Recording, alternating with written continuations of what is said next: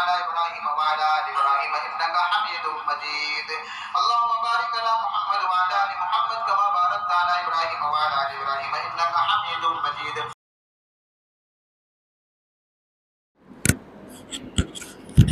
अशहदु अल्ला इलाहा इल्लल्लाह व अशहदु अन्ना मुहम्मदन अब्दुहु व रसूलुहु।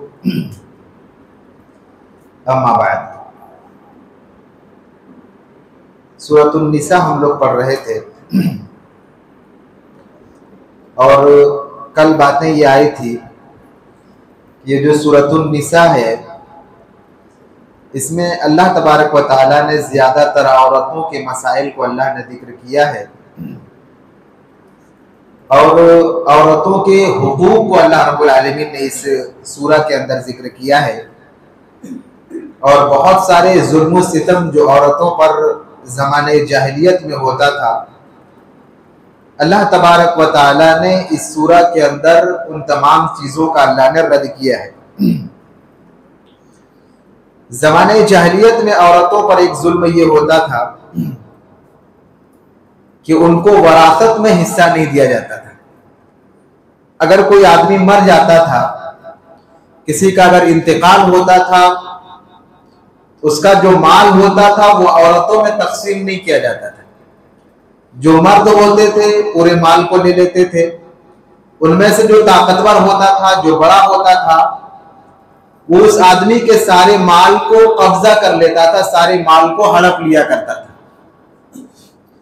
अल्लाह तबारक व तआला ने ये जो जुल्म औरतों पर हो रहा था, यानी वरासत में उनको हिस्सा नहीं दिया जाता था, अल्लाह तबारक व तआला ने इसको खत्म किया और आयत करीमा नाजिल फरमाई सूरतुन निसा आयत नंबर 7 कि लिर्रिजाल नसीबु मिम्मा तरकल वालिदान वल अक़रबून, के मर्दों के लिए जो उनके माँ बाप या करीबी रिश्तेदार छोड़ करके मरे उनमें से हिस्सा है, हक है।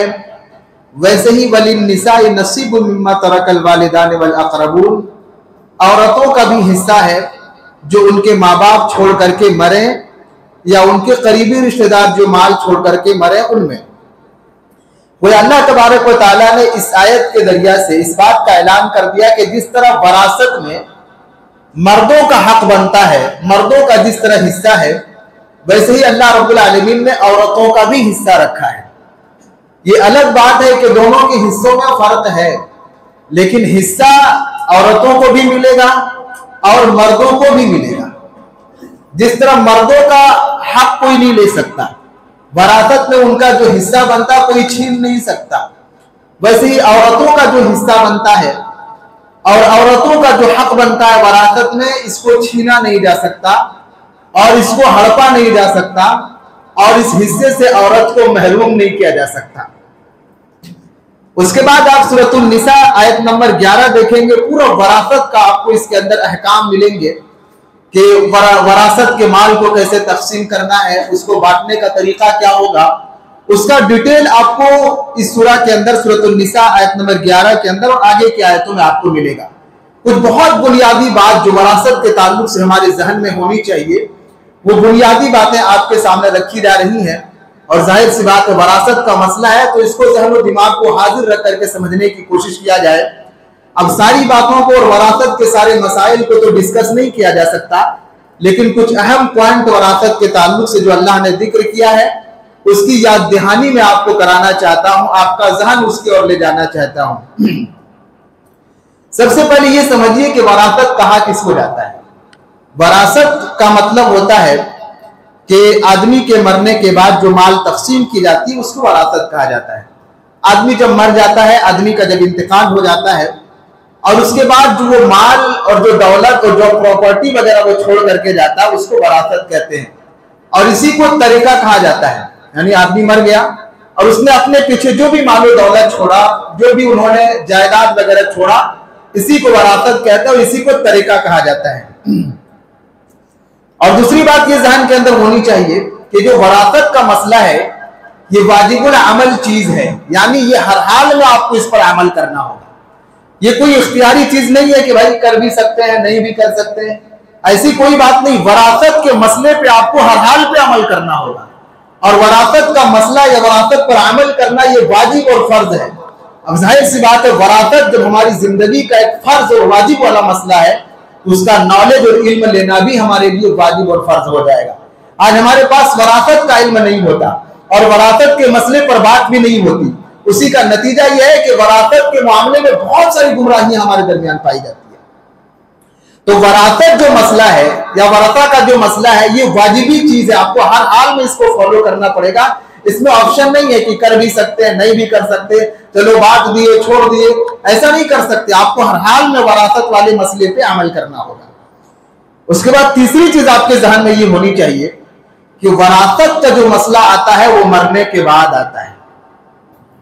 वरासत की जो बात आती है वो मरने के बाद आती है। जिंदगी में वरासत का मसला नहीं होता। आदमी जब जिंदा होता है तो अपने माल का वो हकदार है, उसके माल का कोई और हकदार नहीं हो सकता, यहां तक कि उसके औलाद भी हकदार उसके नहीं हो सकते। औलाद अपने माँ बाप के मालो दौलत में हकदार कब बनता है? जब माँ बाप में का इंतकाल हो जाए तब। जिंदगी में उसके माल का हकदार नहीं है। इसीलिए वरासत का मसला जो होता है वो मरने के बाद आता है। आदमी को नहीं पता होता, इस चीज का इल्म नहीं होता, और वो लोग जब जहालत की वजह से क्या फरमाइश कर रहे होते हैं, अपने माँ बाप से कह रहे होते हैं कि अपनी जिंदगी में जो भी हिस्सा हो आप बात करके क्लियर हो जाइए, या उनको बोल रहे होते हैं कि अब्बा जो भी हमारा हिस्सा हो हमको दे करके क्लियर हो जाइए। या फिर जो अलग होना चाहता है वो क्या बोलता है कि अब्बा आप दूसरों को दे ना दें, मेरा जो हिस्सा बनता हमको दे दीजिए, हम अलग हो जाए। इस बात को जहन में बिठा करके रखिए कि वरासत का मसला मरने के बाद शुरू होता है, जिंदगी में वरासत नहीं होता। जिंदगी में जब वरासत है ही नहीं तो फिर आपको ये हक भी हासिल नहीं है कि अपने माँ बाप को आप बोलें कि जो भी आपको हिस्सा देना चाहे, जो भी हिस्सा हो सारे लोगों में बांट दीजिए। कर ही नहीं सकते थे। ये मरने के बाद का मैटर है। मर जाएगा आदमी, उसके बाद उसके माल को तकसीम करने की बात आती है। जिंदगी में ऐसा नहीं होता। और ये मसला भी आपके जहन के अंदर होनी चाहिए कि अगर कोई इंसान अपनी जिंदगी में मालो दौलत किसी को देना चाहता तो वहां पे बराबरी करना बहुत जरूरी है, अदल करना बहुत जरूरी है। एक इंसान सोचे कि अपनी जिंदगी में पता नहीं मेरे बच्चे सब लड़ेंगे क्या होंगे, तो अपनी जिंदगी में सोचे कि हम अपने माल को बांट के चले जाएं, तो वहां वरासत के हिसाब से नहीं वो बांट सकता है। वहां इंसाफ, सबको बराबर बराबर देना पड़ेगा, चाहे लड़की हो लड़का हो, सबको बराबर देना पड़ेगा। वरासत की बात मरने की बात आती है। जिंदगी में आप थोड़ा सा भी किसी बच्चे को या किसी वलद को कुछ देना चाह रहे हैं तो उनमें इंसाफ करना बहुत जरूरी है। आप सही बुखारी की हदीस बार बार सुनते हैं कि हजरत बशीर रज़ी अल्लाह तआला अन्हु ने अपने एक बेटे जिनका नाम नौमान था, उनको एक गुलाम देने का इरादा किया कि एक गुलाम इनको दे देते हैं, मेरा ये बेटा है, इनको गुलाम दे देते हैं। उनकी बीवी ने कहा कि भाई आप अगर देना चाह रहे हैं तो हमको यकीन नहीं है, आप अल्लाह के नबी को गवाह बना लीजिए। दे रहे आप उनको गुलाम, अच्छी बात है, बेटा है हमारा, दे दीजिए, लेकिन आप अल्लाह के नबी को गवाह बना लीजिए। ये हजरत बशीर अपने बेटे नौमान को लेकर के अल्लाह के नबी के पास गए और कहा कि अल्लाह के नबी, अपने इस बेटे को मैं एक गुलाम देना चाह रहा हूं, आप इस पर गवाह बन जाइए। तो अल्लाह के नबी ने सवाल किया कि अकुल्लु वलदिका नहलतहु मिस्ल हादा, क्या आपने अपने सब औलाद और सब बच्चों को आपने बराबर बराबर ऐसा गुलाम सबको दिया है क्या?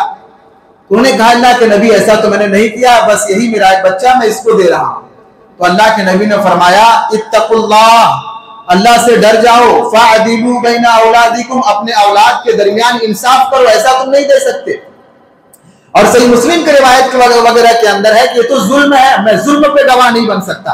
गोया अल्लाह के नबी सल्लल्लाहु अलैहि वसल्लम ने इसको जुल्म करार दिया कि एक बच्चे को आप दे दें और दूसरे बच्चे को आप न दें। अल्लाह के नबी ने कहा ये बहुत बड़ा जुल्म है और इस जुल्म पे गवाह नहीं बन सकता।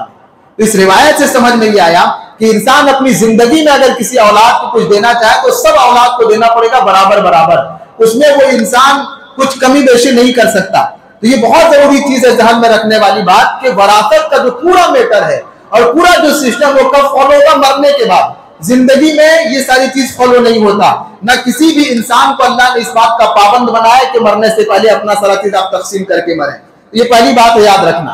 और दूसरी चीज जो हमें याद रखना है वो ये चीज है कि इंसान जब मर जाता है, मरने के बाद जो उसके मालो दौलत होते हैं, जो भी उसके जायदाद होते हैं, उसके बहुत सारे हक है जो हमें अपने जहन में रखना है।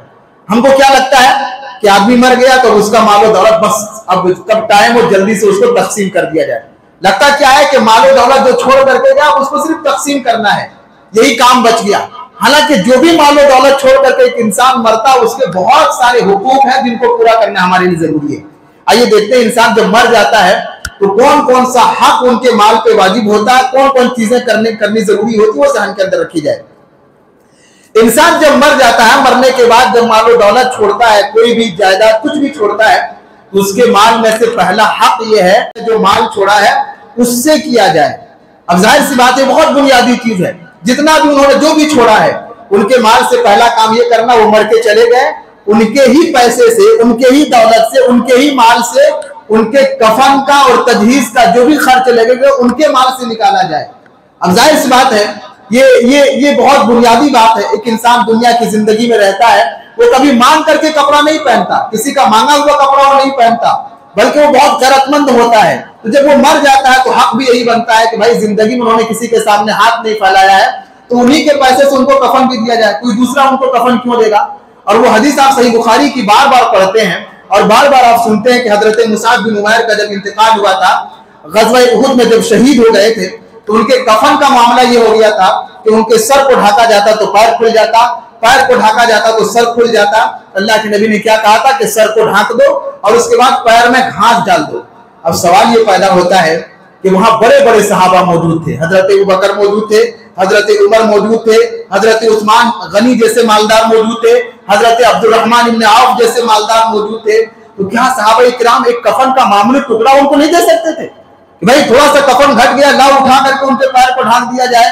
इतने बड़े सहाबी हैं, इनका इंतकाल शहीद हो गए, इतने बड़े बड़े मालदार सहाबा मौजूद थे, वो अपने पैसे से कफन खरीद करके दे सकते थे, लेकिन नहीं दिया गया। इसकी हिकमत ये लिखा गया है, इसकी हिकमत ये है कि हजरत मुसाब बिन उमैर पूरी जिंदगी में बहुत गैरतमंद थे, कभी किसी के सामने उन्होंने हाथ नहीं फैलाया था। तो सहाबा इकराम शर्म और गैरत की वजह से उन्हीं के पैसे से जितना कफन हो सका उनका इंतजाम किया गया। जहां घट गया सहाबा इकराम का, ने सोचा कि जिंदगी में उन्होंने हाथ नहीं फैलाया तो और क्यों दिया जाए इनको। तो अल्लाह के नबी ने उनकी गैरत को, सहाबा ने उनकी गैरत को याद करके और जो उनसे हो सका उनके दौलत से उतना उनके कफन का इंतजाम किया। तो ये पहला हक बनता है, आदमी मर जाए तो उसके माल और पैसे से उनके कफन का इंतजाम किया जाए, उन्हीं के पैसे से। दूसरा हक ये बनता है कि इंसान जैसे मर गया, पहला कफन का इंतजाम करेंगे, दूसरा उसके माल से कर्ज की अदायगी की जाएगी। देखा यह जाएगा कि इसके ऊपर कर्ज है क्या, अगर कर्ज है तो उसके मालो दौलत से सबसे पहले उसके कर्ज को चुकाया जाएगा। सही बुखारी के अंदर हजरत जुबैर का बहुत हैरत अंगेज वाकया मौजूद है, उसको कभी मौका मिला तो डिटेल से हम लोग पढ़ेंगे। उसमें लिखा हुआ है कि जब हजरत जुबैर कौन थे, ये अशरा मुबशरा 10 सहाबा जिनको जन्नती होने की बशारत दी गई थी, उनमें हजरत जुबैर जब ये शहीद कर दिए जाते हैं, इनका इंतकाल हो जाता है, तो इनके बेटे हैं अब्दुल्ला बिन जुबैर 4 साल तक अपने बाप के वरासत को तकसीम नहीं करते हैं। जो भी इनके बाप वरासत में छोड़ करके माल जाते हैं 4 साल तक तकसीम नहीं करते। और हर साल हज और उम्रे में खड़े होकर के अब्दुल्ला बिन जुबैर ये ऐलान करते हैं कि लोगों, मेरे अब्बू का अगर किसी के ऊपर कोई कर्ज है, किसी से कोई लेन देन हुआ है, तो मैं उनका बेटा अब्दुल्ला बिन जुबैर खड़ा हूं, आकर के तुम लोग हिस्सा ले लो। कहीं ऐसा ना हो कि माल को तकसीम कर दिया जाए और उसके बाद तुम लोग हिस्सा लेने आओगे तो तब न मिल सके। इसलिए उनका माल, उनका तड़का पूरा रखा हुआ है, आओ तुम लोग आकर के पहले हिस्सा लो, जो भी कर्ज है वो तुम लोग पहले चुका लो, उसके बाद उसकी तकसीम की जाएगी। अब इसमें देख रहे हैं कि उनके माल से, यानी जो मर जाए इंसान, उसके माल से कर्ज को चुकाना कितना जरूरी है। 4 साल तक अपने अब्बू के माल को तकसीम नहीं करते, क्यों?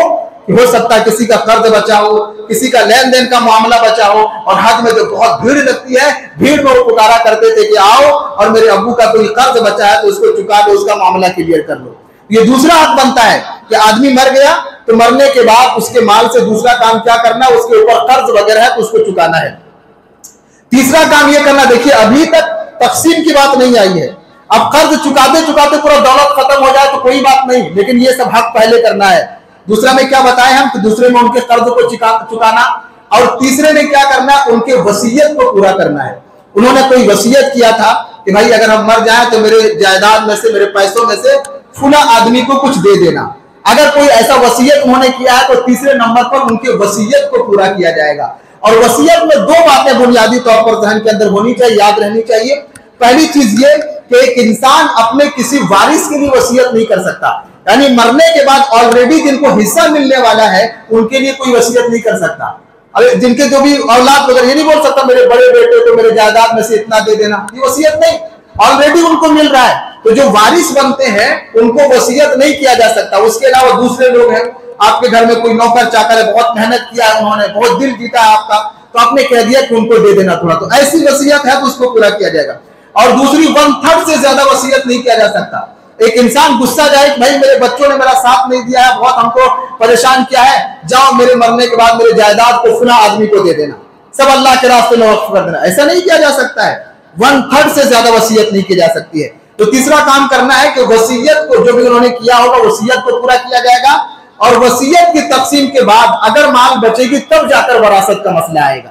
ये सारे हुकूक पूरा करने के बाद माल बचेंगे तो वरासत के तौर पर उस माल को तकसीम किया जाएगा। अच्छा, वरासत में एक बहुत बुनियादी बात हमें याद रखना है कि वरासत का जो पूरा लिस्ट बनाया जाएगा, लिस्ट को जो तरतीब दिया जाएगा किनको देना है नहीं देना है, वो लिस्ट इस्लाम के मुताबिक तैयार किया जाएगा। भाई इस्लाम ने जिनको कहा है जिनको जिनको देना उनको देना है, हम ऐड नहीं करेंगे उसमें किसी चीज का। अब मुंह बोला बेटा, जाहिर सी बात वरासत में वो हकदार नहीं बनता, हम उसको ऐड नहीं कर देंगे तो उसको भी देना पड़ेगा, अलग से दे दिया जाएगा, अलग बात है। भाई मर्द और औरत ने नाजायज ताल्लुक कायम किया और उससे बच्चा रह गया, तो बच्चा हराम का बच्चा है और वरासत में हकदार नहीं है, हम उसको नहीं दे सकते हक, उसको वरासत में शामिल नहीं कर सकते। तो जो लिस्ट जिनको इस्लाम ने कहा कि इनको दिया जाएगा उन्हीं को सिर्फ दिया जाएगा, हम ऐड नहीं कर सकते, चलो इसको भी ऐड कर लेते हैं, इनको भी दे देते हैं, इनको भी, ऐसा नहीं कर सकते। अच्छा, वरासत के मामले में सबसे बड़ा जुल्म अगर हिंदुस्तान में हो रहा है तो वो औरतों पर और बेटियों और बहनों पर होता है। ये बहुत अक्सरियत के साथ ये मामला मुसलमानों में पाया जाता है कि मुसलमानों में लोग अपने बहनों को हिस्सा नहीं देते। मुसलमान दीनदार में बहुत आगे लेकिन इस मामले में बहुत पीछे हैं। यहाँ का माहौल तो मुझे नहीं पता, लेकिन दूसरे जगहों पर गांव देहात में तो 90% मामला ऐसे हैं कि भाइयों ने बहनों को हक ही नहीं दिया है, बहनों का हिस्सा मार लिया है, बेटियों का जो हक बनता है उसको मार लिया है। हालांकि इस्लामी शरीयत का अगर आप मुताला करेंगे तो ये वरासत का पूरा हुक्म जो नाजिल हुआ है एक औरत की फरियाद पे नाजिल हुआ है।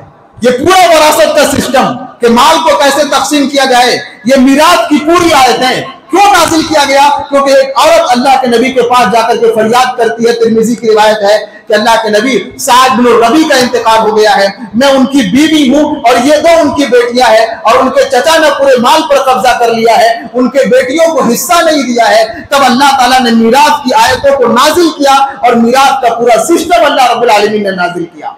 इस्लाम को आप देखिए कि औरत को लेकर के अल्लाह ने इस्लाम के अंदर मीरास का पूरा सिस्टम नाजिल किया है। आज अफसोस की बात यह है कि औरतों ही को हमने मीरास से हटा दिया है। आज मीरास में वरासत में औरतों ही को हिस्सा नहीं दिया जाता, जिनको लेकर के अल्लाह ताला ने मीरास का पूरा हुक्म नाजिल किया है। आप इस्लामी तारीख का मुताला करेंगे तो हजरत अबू बकर सिद्दीक के दौर में सबसे पहला केस अगर किसी मैटर को लेकर के किया गया था तो वरासत को लेकर के किया था। हजरत उमर के दौर को आप पढ़ेंगे तो हजरत उमर के दौर में सबसे पहला केस अगर किसी मैटर को लेकर के आया था, सबसे पहला मैटर अगर कोई उठा था तो वरासत को लेकर के उठा था। तो वरासत का मामला बहुत सीरियस है, हम किसी का हक नहीं मार सकते। बहनों का जो हक इस्लाम ने औरतों का जो हक है वो हक हमें हर हाल में देना है, वल्लाह अगर इसमें हम कोताही करेंगे अल्लाह के यहाँ हमारी पकड़ हो जाएगी। आप इस बात को याद रखिए, उस हदीस को ज़हन में होना चाहिए कि अगर कोई इंसान दुनिया की जिंदगी में किसी का हक मारता है, उनको वरासत में हक नहीं देता, क़यामत के दिन अल्लाह तबारक व तआला जिसने हक मारा उसकी सारी नेकियां उठा करके जिसका हक मारा गया उसको दे देगा।